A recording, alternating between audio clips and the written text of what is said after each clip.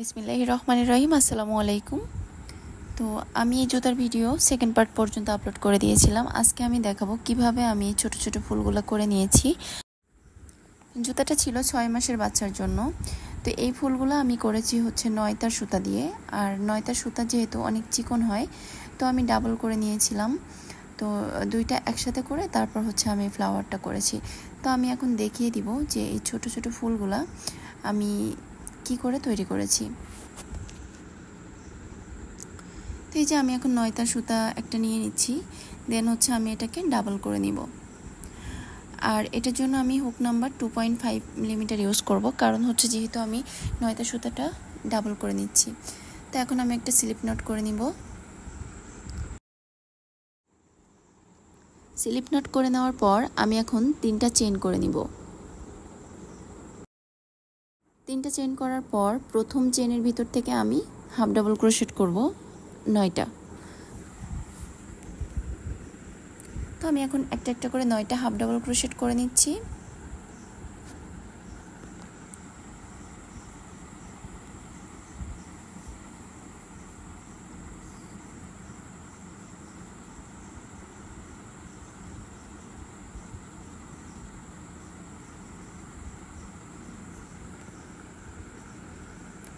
তো এই যে টোটাল আমার হচ্ছে চেইন সহ 10টা হাফ ডাবল ক্রোশেট হয়েছে। আমি এখন স্লিপ স্টিচ করে জয়েন করে দিব।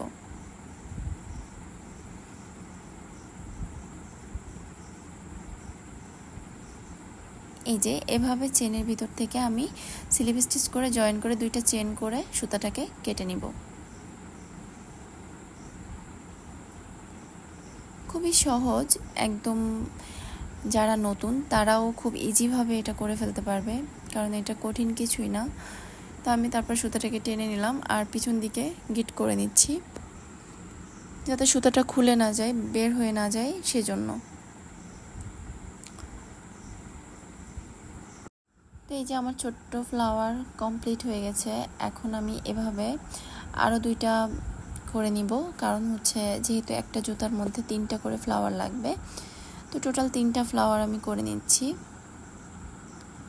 নিয়ে তারপর হচ্ছে একটা সুচ দিয়ে সেলাই করে দিব জুতার বেল্টের উপরটাতে।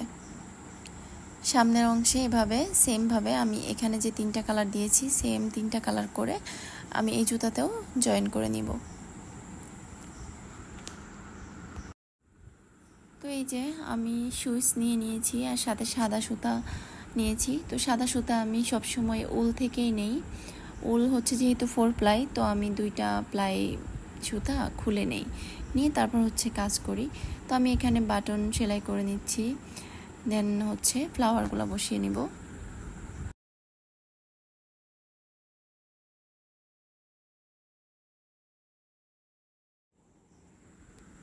এখন আমি একটা একটা করে ফুল সেলাই করে নিব।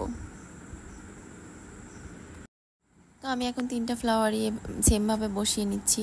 তো আজকের ভিডিও এ পর্যন্তই। সবাই ভালো থাকবেন, সুস্থ থাকবেন, আর আমার চ্যানেলটাকে সাবস্ক্রাইব করে পাশে থাকবেন। সবাইকে অনেক অনেক ধন্যবাদ। আল্লাহ হাফেজ।